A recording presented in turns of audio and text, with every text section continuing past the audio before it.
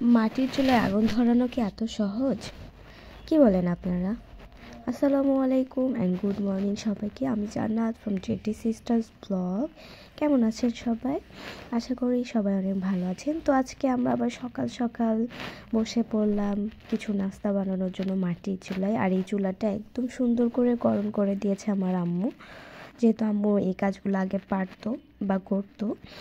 তো আমাদের শখের বসে এবার বাড়িতে মাটির চুলা বানানো, সেটার ভিডিও আপনাদের সাথে শেয়ার করব।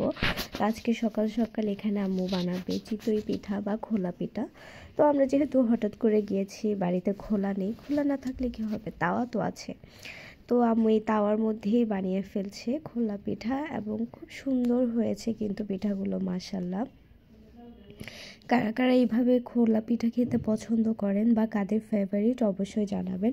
আমার তো অন্য সকল পিঠা থেকে খোলা পিঠা চা দিয়ে এবং ছোলা গুড় দিয়ে নারকেল দিয়ে খেতে খুবই ভালো লাগে, যদিও বা সব হাতের কাছে না থাকলে যে কোনো একটা দিয়ে খেলেই হয়।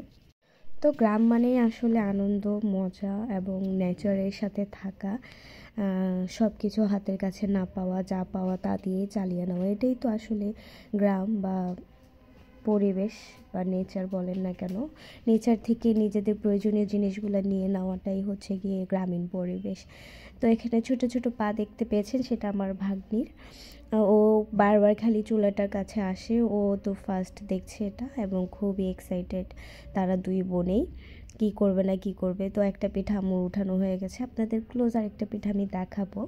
দেখেন আরেকটা পিঠা আম্মু দিচ্ছে। আর খোলা পিঠার যে মানে বৈশিষ্ট্যটা, সেটা হচ্ছে পিঠাটা খুব পাতলা হবে।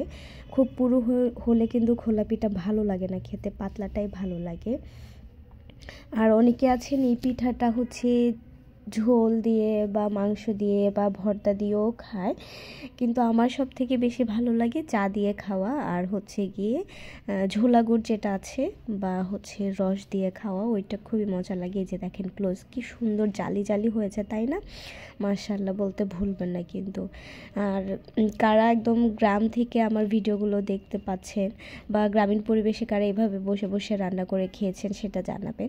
তো আমাদের আবারও রসের হাঁড়ি বসে পড়লো চুলায়। এবার অনেক রসের কালেকশন করেছে আমাদের গাছ থেকে, তো ওগুলা সব নিয়েই যাব।